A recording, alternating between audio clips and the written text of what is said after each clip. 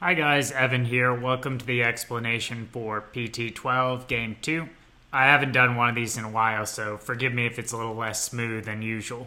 Okay, what we have here is a grouping game. It's not an in and out game. We've got 3 groups. So first, I've marshaled my variables up here. We have 5 children and then 4 adults for 9 total. And then we're putting these into 3 groups of 3 each. So what I'd want to do there is actually mark that I have just 3 in each of these rather than just leave it ambiguous.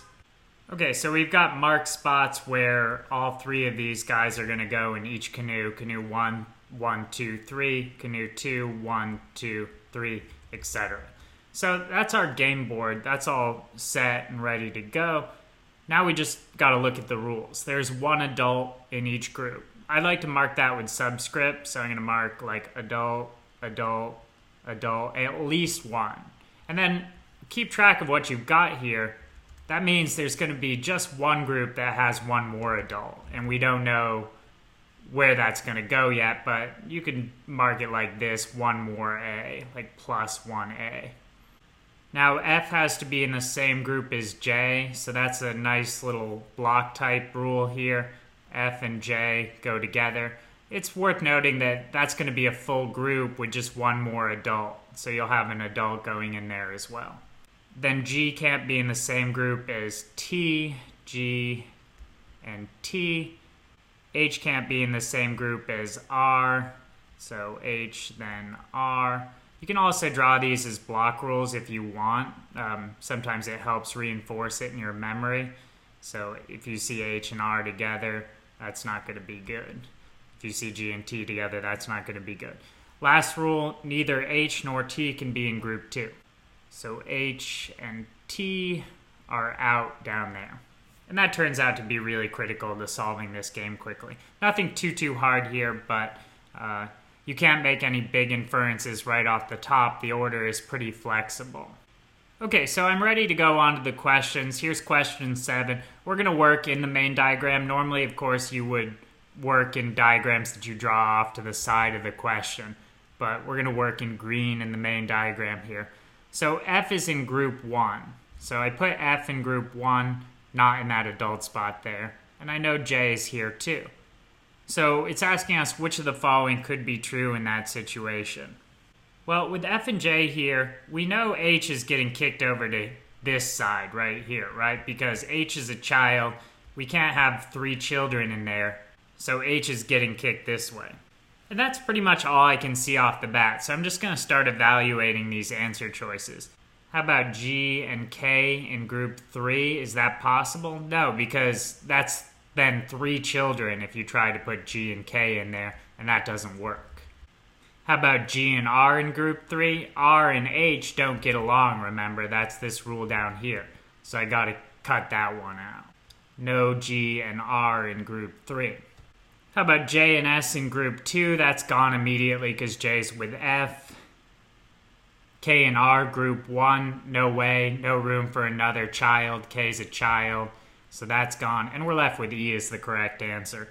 Q and S in group 2, you don't even have to evaluate it because it's the answer by elimination. But it looks like it would work just fine. Q, S, and then we just have another kid up here.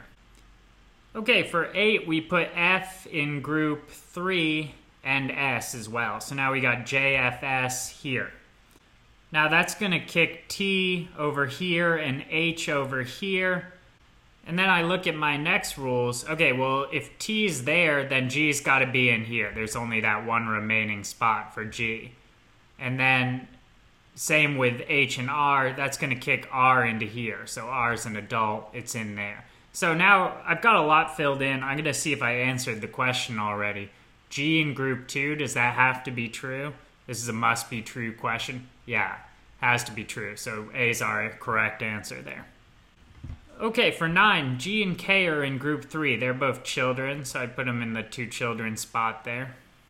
Which of the following must be true? So now, again, I'm kind of noticing a theme that this took up the room where H could be, right? So now H gets kicked to group 1. No way to have it over here or you have 3 kids in that group. And then now G's over here. Where can I put T? Because remember, T can't go in group 2. So can I put T here? No, because that violates this rule. So again, T gets kicked to group 1. And remember, anytime you make an inference, you're checking to see if you answered the question already. So I look at these options, H in group 1, I don't see that among the answer choices. How about T in group 1? Yeah, there it is, bam, E, T in group 1, and that's my correct answer. That must be true. So nothing magical here, I'm just putting my stuff in and then seeing what inferences I can make from that. Typical local question strategy. Okay, now things get a little harder. We got Q in group 1, so that's an adult. I'm putting it down in that adult spot. And then S in group 3, also an adult. So this looks a little tricky, right? There's no rules about Q and S. So what's going on? It looks like T could flip between this group, or we could have T in this group.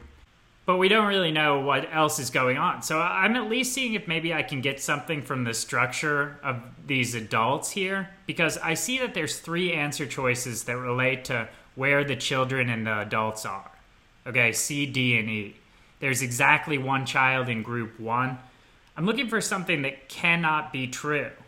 And because I just saw that T has to go either here or here, right? And then there's only going to be able to be 1 adult here. That's going to have to be R. And then T is out. That means there's 2 children in here. So what cannot be true?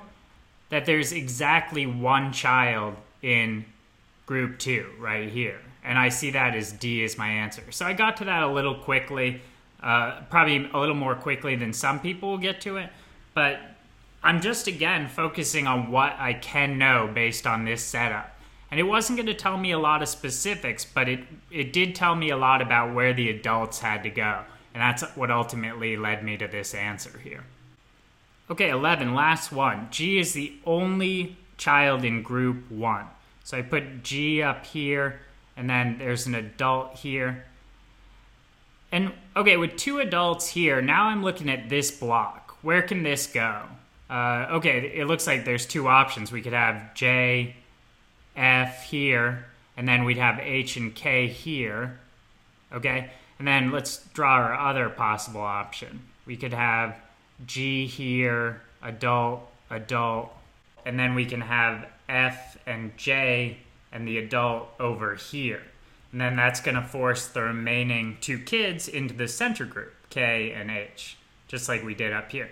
But then I see that that's not possible, right? Because H in 2 is no good, according to that rule.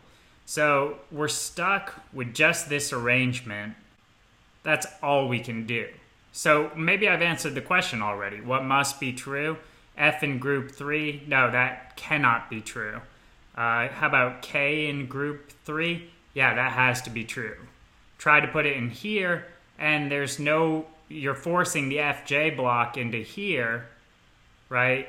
And then that forces H into this spot, and that violates this rule. So pretty long chain of reasoning to see that, and that's why this is the last question in the game. Expect them to be a little tougher.